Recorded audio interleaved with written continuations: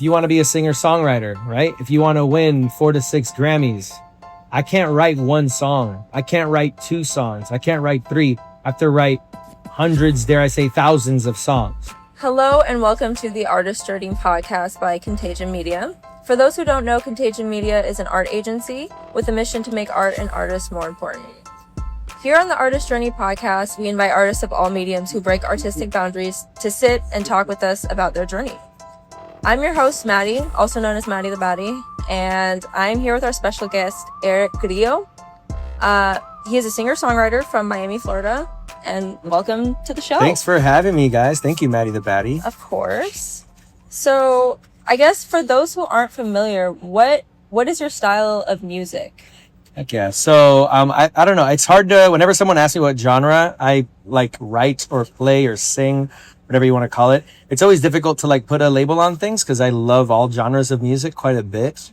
But essentially I combine a lot of elements of like Latin R&B, reggaeton, dembow, and even like Afrobeat as well. It's particularly because I'm Cuban. I have a lot of those like Afro-Latin vibes. There's a lot of Afro culture within my culture, the Cuban culture. So yeah, we get a lot of those Afro elements in our music, and you can even hear it in a lot of Caribbean artists, like for example, Bad Bunny. You know, where you have a lot of those Afro influences creeping into like trap elements or like even R&B or indie elements and things like that. So okay, I'm a Latin artist, I guess is yeah the answer to that question.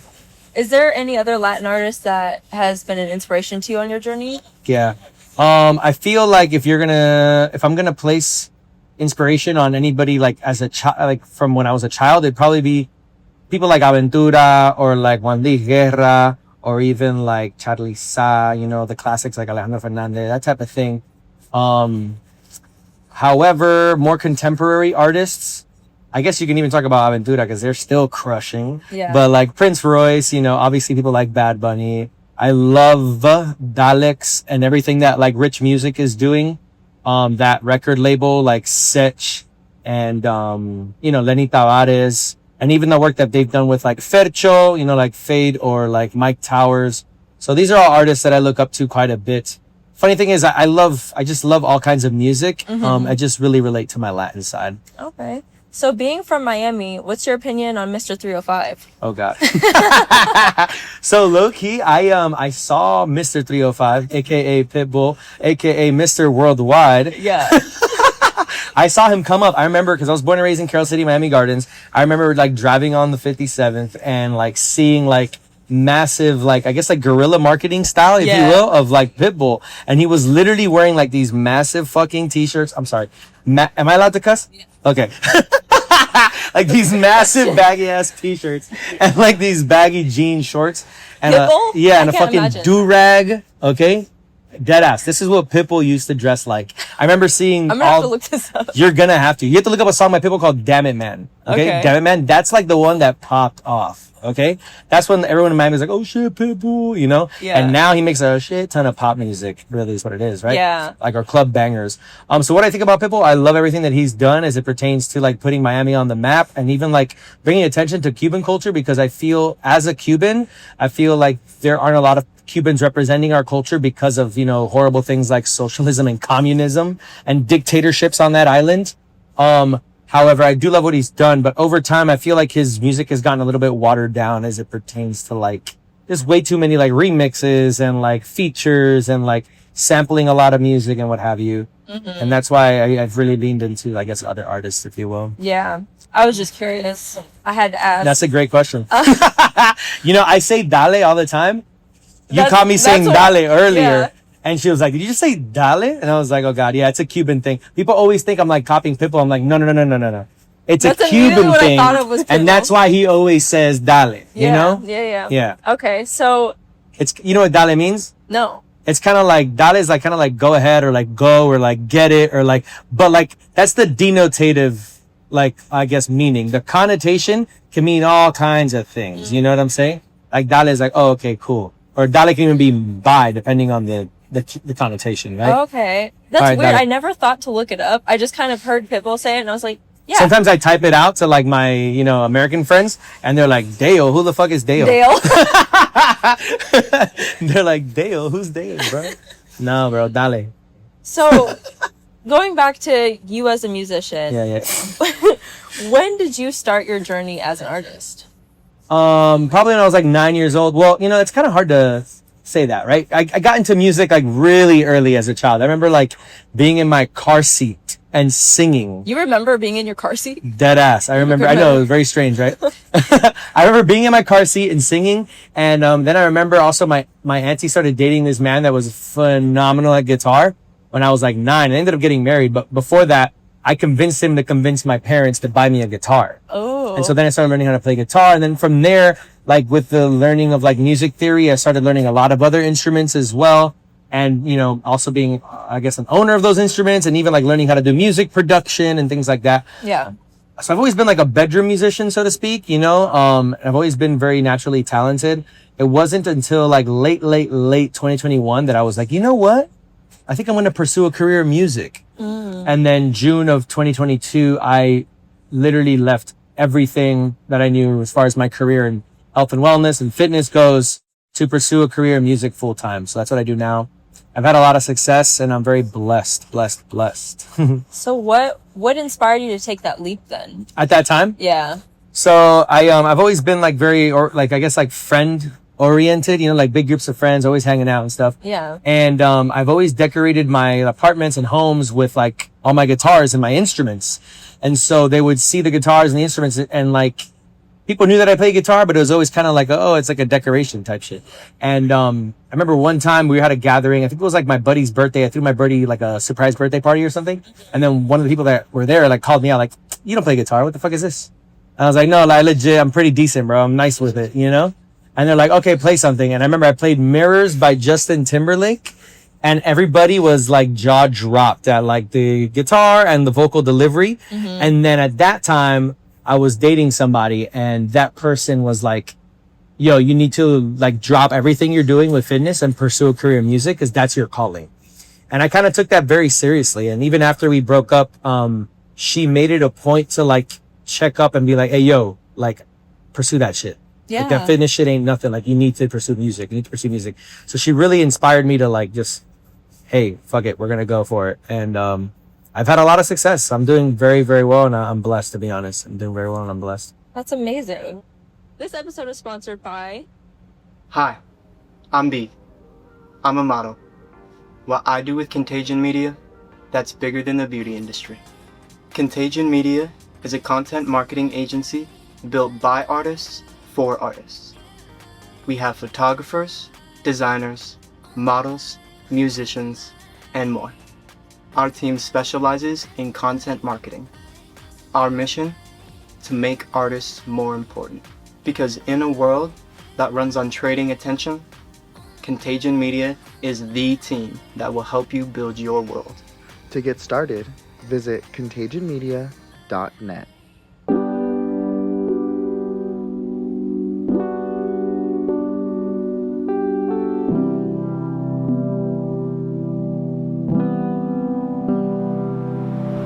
Baby, tú no sabes lo que me haces. La forma en que me miras, tú me desnudas como nadie lo ha hecho antes. Mami, si tú quieres,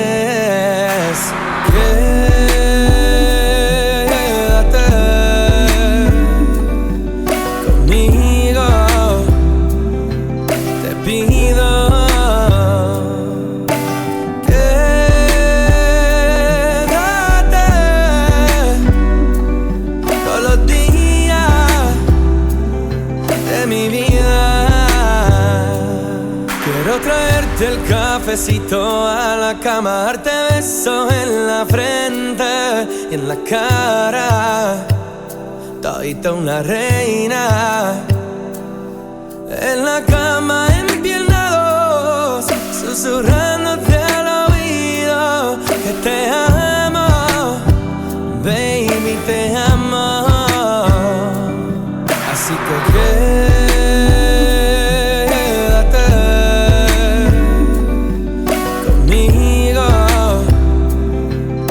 pido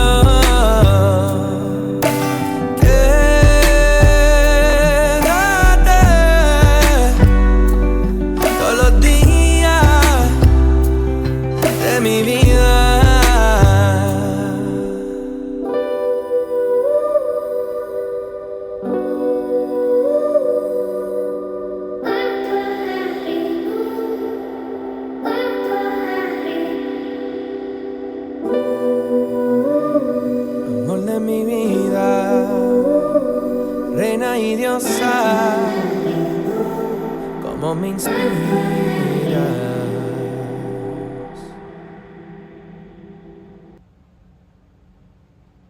As a musician, there's always ups and downs. What are some of the challenges that you've faced within your journey, especially going full time?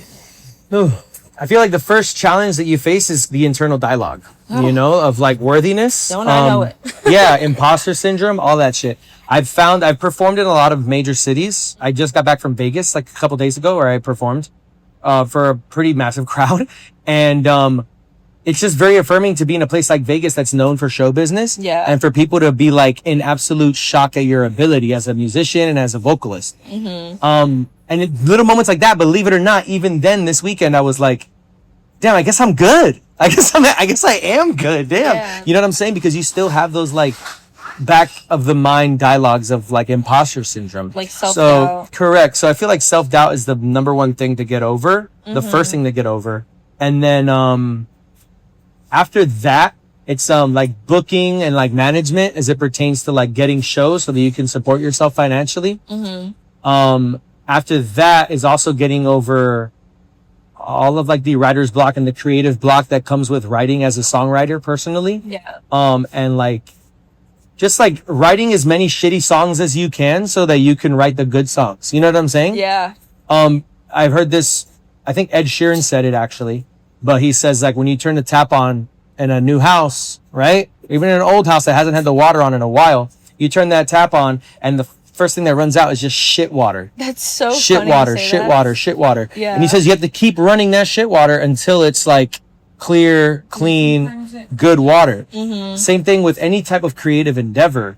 Like, you have to get through the shit. You have to put your 10,000 hours in order to get the good stuff going. Yeah. And then you have to also be like unafraid of facing those, like, I guess those shitty songs in this case, you know? Like I have songs that sound amazing and then I get stuck on one part and then I'm like, fuck, I have to write this shitty song now and then I'm never going to release this one because it's shitty. When you write the shitty songs, do you sing them too or like record them or no? Absolutely. Yeah. I have a few shitty songs on my phone right now. Okay. But I wanted to bring, what was the question again? Hurdles. The hurdle that I'm experiencing right now that I want to bring to the forefront and attention to the listeners is, balance of time as it pertains to remaining a songwriter and making sure that you songwrite and then constantly fucking feeding the machine of Instagram, TikTok, YouTube. Oh my goodness. It is a creative time suck and it literally, it doesn't fall naturally for me. Yeah, crossing that hurdle and then like learning how to balance like content creation with like what my purpose is in life, which is songwriting and releasing music and creating art. I think that's the big thing. And then just one thing, if you're a musician right now, if you're a songwriter, that's great that you're really good at music theory and like you play piano and you play guitar and shit, but learn Ableton, okay? Download Ableton, buy a home studio, get really fucking good at music production. Trust me, okay? You're gonna save at least 2 years of time. What is Ableton for those? Who don't It's a know? digital audio workstation. Okay. It's like where you create music. Like make beats? It's where you make beats. There you go. Or you track vocals. You can track other instruments as well. I'm gonna write this down. I want to be a DJ someday. Oh, bet. I know every single DJ in Tucson, so. Yeah. Hell yeah. DJ Maddie the Baddie? Let's go. DJ Baddie. How many instruments do you play? Okay, so I would never say that I'm proficient at anything except for guitar. I'm extremely proficient at guitar. I'm very confident on guitar. I can sight read music type shit. But I do play piano and I can easily record music on a piano if I rehearsed it. As a matter of fact, I think I recently posted content of me playing a song on a Fisher Price piano at Target. I played Jimming with a Broken Heart by John Mayer. I can play the bass. I can play, I guess, the ukulele. I could play like a kalimba. I do play the drums as well. But see, like people that are watching this, like I play with other hella talented musicians and they're gonna be like, Eric is such a pretentious fuck because I play with phenomenal drummers and guitarists and bassists and pianists. Yeah. And even like saxophonists and shit like that. So like, I don't want to compare myself. I would never call myself a pianist or a drummer, but I'm definitely a proper guitarist and I'm a proper singer. Absolutely. Okay. Yeah, nothing wrong with that. Yeah. Do you have any long-term goals that you want to accomplish within your artist journey? Yes. I have written down on my mirror in my bedroom, and I have like my morning meditations and affirmations that I do them multiple times a day. I have my wallpaper on my phone, and all these affirming things so funny. are. So this is my wallpaper. Oh, hell yeah. Let's go. That's fucking dope. Good shit. She's gonna need me hanging on the fucking camera. Sorry. So I want to win something between 4 and 6 Grammys. I also want a few Billboard Hot 100 entries, and if possible, at least one #1 Billboard Hot 100 song. Easy. These are very specific goals, yeah. And I want to headline Coachella and perform at Coachella at some point or another. I'm gonna be performing. I don't know if I'm breaking the third wall again. I'm gonna be. I don't know if I told you, Kibia. I'm gonna be performing at a music festival that's kind of big in Tucson in November, so I'm really excited for that. What's it and called? I will. It's called Dusk. Dusk. And I will be sharing the same stage with artists like Steve Aoki, Masego, Cascade, and I'm really excited for that. Awesome. I haven't told anybody this, and I know that this podcast isn't going to come out for a long time. Yeah. So I'm fine with putting it on this podcast. But yeah, don't tell anybody this. You're ready? Okay, you guys ready? Good? I'm just gonna get right into it type shit. Alright, here we go.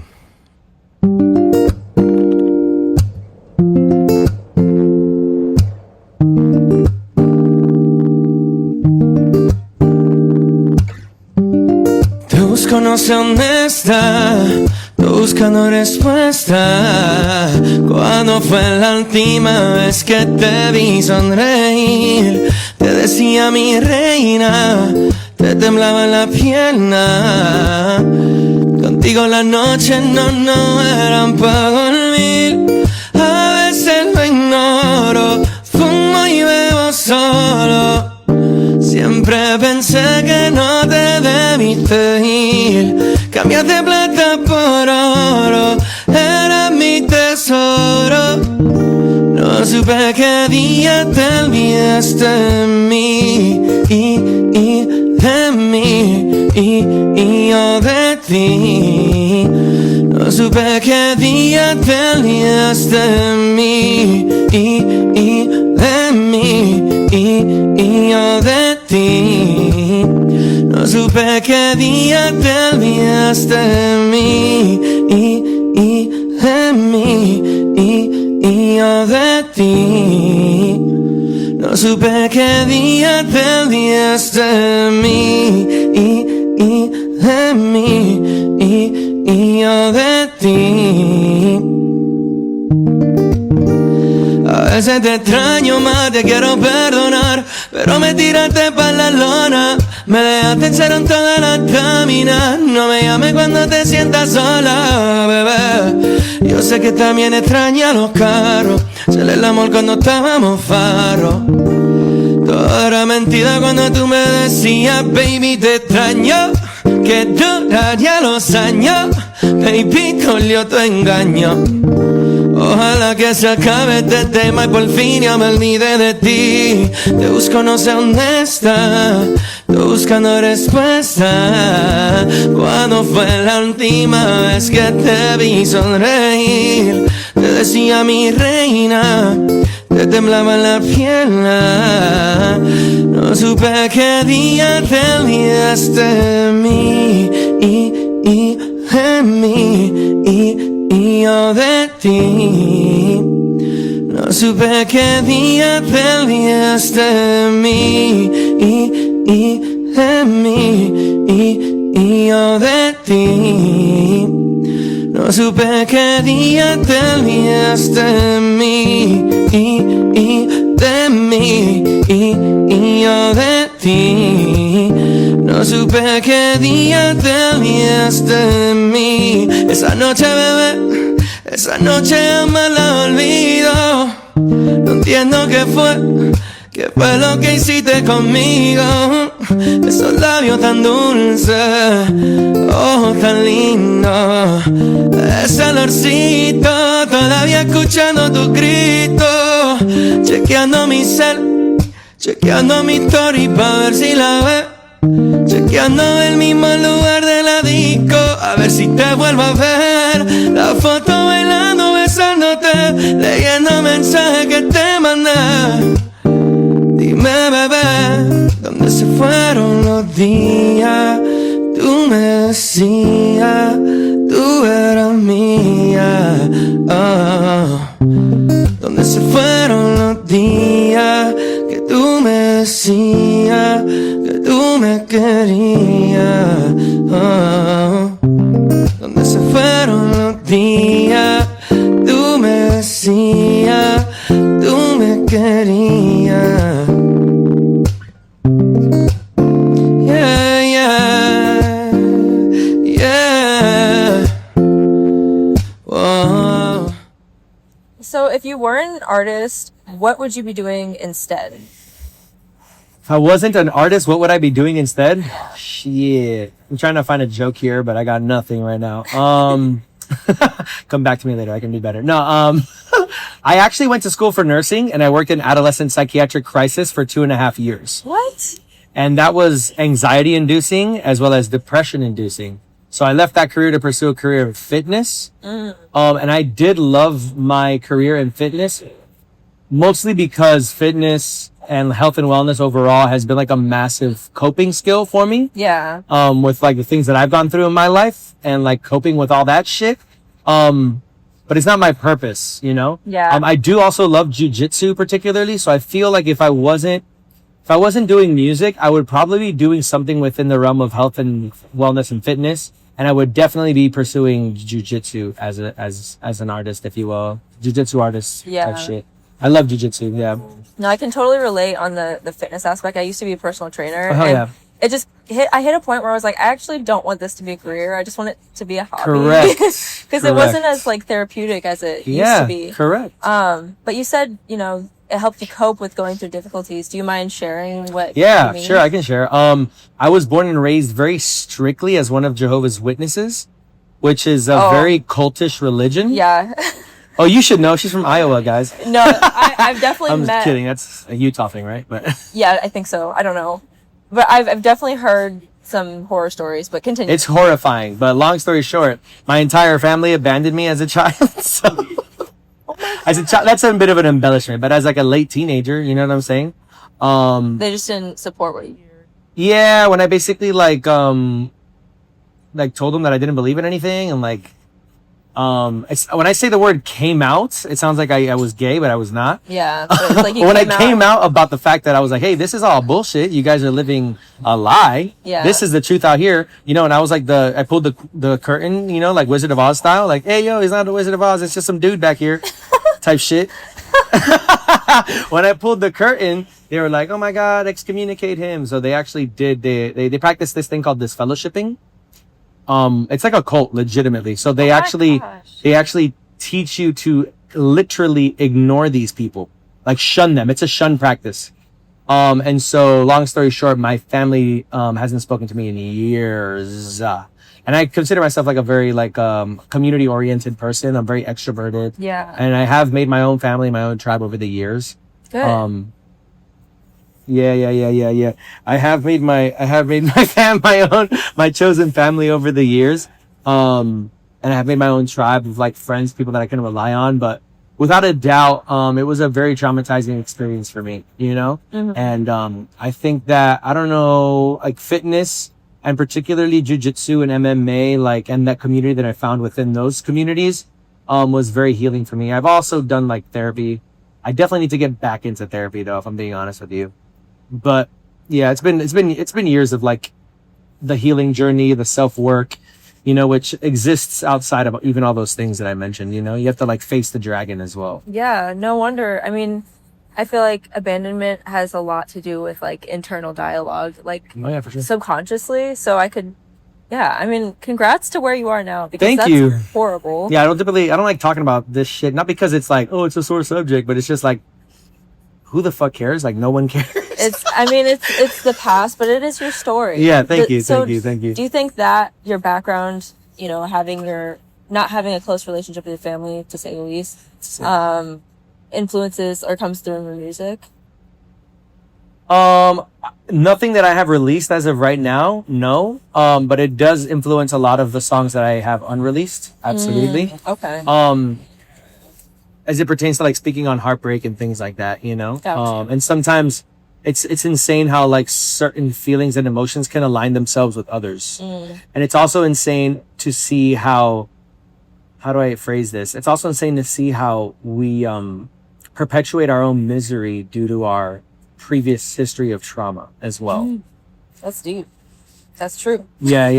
You know, meaning like you know, like the whole trope of like mommy and daddy issues, and then like the lifestyle that comes with that. Yeah. The trope, right? I'm not trying to stereotype anybody. Yeah. But that's an example of what I'm using, of what I'm trying to say, right? Where it's like, if you have a severed or a damaged relationship with, like in my case, both the matriarchal and patriarchal figures in your life, people that aren't supposed to abandon you, typically you tend to repeat those patterns unless you address them in your life, you know? Period. And so the heartache from family then becomes heartache in other areas as well.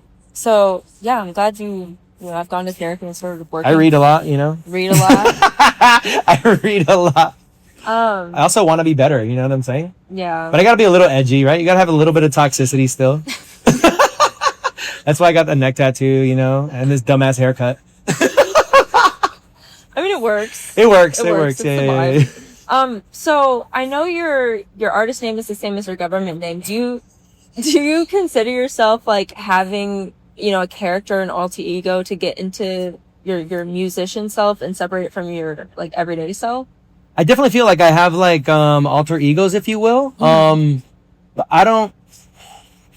They all feel very real to me. You know what I'm saying? They all feel like very authentic to different parts of me. You know, like they're represented in my music, and they're also even represented like in like, I guess, my conversations or like the content I create on social media as well, where it's like, you know, like one day it's like I can have like very profound conversations about like healing and trauma and therapy, but then I can also make jokes about like, you know, fucked up shit, for lack of better words. You know, like I'm not even getting into it because I don't even know what type of people are watching this, right? But point is, I can make jokes. I could say things about like being toxic, for example. Yeah.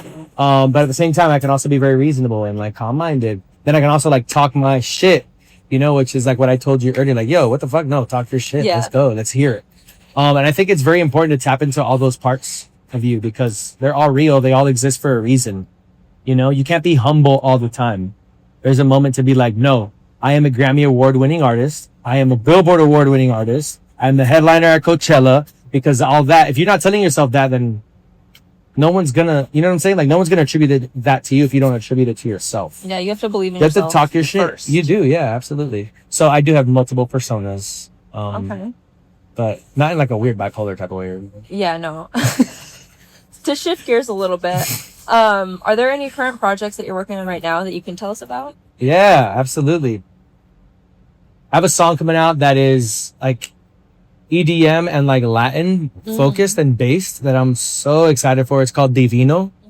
And it's just like a club banger. It's just like a club banger that I'm really excited about. Just like dancing your ass off in a club. And it's also like very raunchy and sexy too.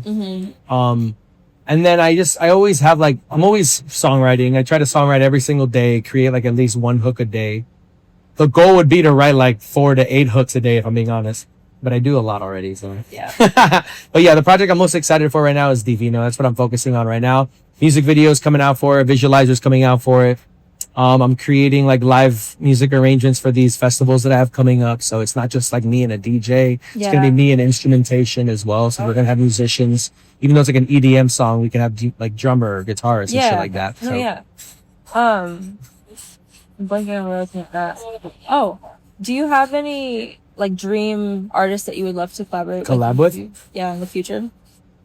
I feel like I have a lot of artists that I love that are like the artists that mean the most to me. And then I also feel like my dreams and aspirations and goals have a lot to do with pop music, and I don't necessarily I don't know, it's just like it's like the fine line between like doing like selling out, if you will, and like doing it for the art. Yeah. I'm somewhere in the minutia of that, if you will. I think I used that word correctly. But if I'm being honest with you, I'm definitely more on the selling out side of things. Oh. Because I'm like, pay me, you know what I'm saying? But so dream collabs. I would love a collaboration with like Bad Bunny, absolutely. I also love Giveon a lot, so I would love a Giveon like collab. I do a lot of his songs. his covers that I perform have made me a lot of music, a lot of money rather. So I'm like I'm very, I guess, like, I don't know, connected to that man, if you will. The same thing with Bad Bunny. I do like dope ass covers of his songs. Or there's also a French artist called Tyke that I would love to do a collab with. And then there's artists that I don't know how a collab would make any sense, but I would love to do it anyways because they've changed me as a person, you know? Yeah. One of them being John Mayer and the other one being Black Coffee, which I love very much. So but yeah, those are some artists I would love to do something with, or at least be in the studio and like write together, you know, like, Yeah. hey man, you can have this song type shit, you know, like I would love that for sure. Cool.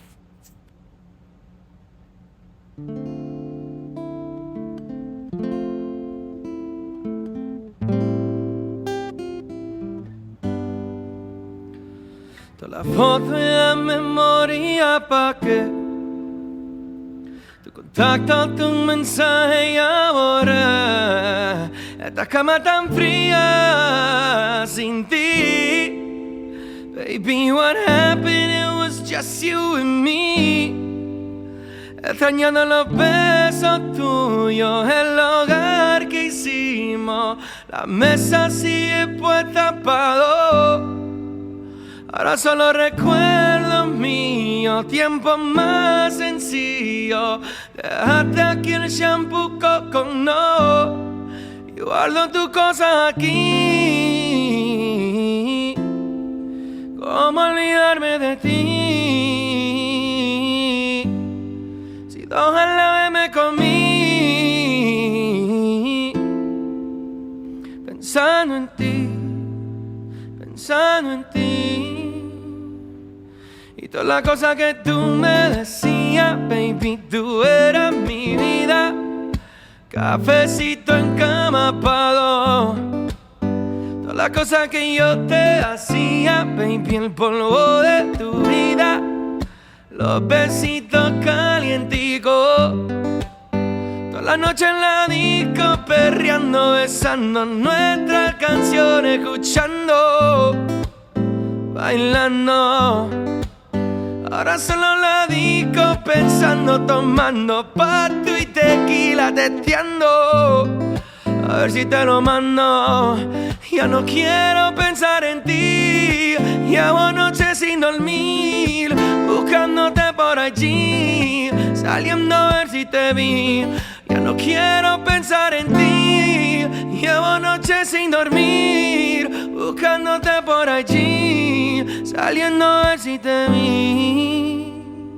Toda la foto y la memoria pa' que tu contacto, tu mensaje y ahora esta cama tan fría sin ti. Baby, what happened? It was just you and me. Extrañando los besos tuyos, el hogar que hicimos. La mesa sigue puesta pa' dos. Ahora solo recuerdos míos, tiempo más sencillo. Dejaste aquí el shampoo con no. Y guardo tus cosas aquí. ¿Cómo olvidarme de ti? Si dos a la vez me comí. Pensando en ti, pensando en ti. Thanks, guys. Thank you, guys. Love you guys so much. See you on the other side. Well, we always ask our guests one last question before we wrap up. What is one lesson that you've learned this far in your journey that you would like to leave with the audience? Fortune favors the prepared, guys. Break that down. Fortune favors the prepared. Essentially, like, talking about your goals and talking about what you're gonna do is all great. Pontification is amazing. But the truth of the reality is that ideas without execution are absolutely nothing. So, for example, if you want to be a singer-songwriter, right? If you want to win 4 to 6 Grammys, I can't write one song. I can't write 2 songs. I can't write 3. I have to write hundreds, dare I say thousands of songs. fortune favors the prepared. Even though I'm not that person right yet, right? To be that person, I have to write those 1,000 songs. Be prepared for that moment, you know? When Giveon did his feature with Drake, Chicago Freestyle, right? He popped off. Giveon already had 12 songs in his back pocket that he was going to release. He was waiting for a moment like Chicago Freestyle. He didn't know that was going to happen, but he was like, this moment is going to happen. When it does, I need to be prepared for that. Thank you so much, Eric, for coming out here and talking to us. Where can our listeners find you? I'm Erick Grillo everywhere. ERICKGRILLO. For my Instagram, it's an underscore at the end. But yeah, if you look me up on YouTube, Spotify, Apple Music, everywhere that streaming is available, I have music videos, one of which I did with Contagion Media. Thank you so much. And then, yeah, just go, the best thing you can do is just listen to my music on Spotify, which is arguably free. So go do that. Period. Well, thank you guys for listening to the Artist Journey podcast. Again, I'm Maddie, aka Maddie the Baddie. And until next time, you can check us out at contagionmedia.net. And that's a wrap. That's a wrap.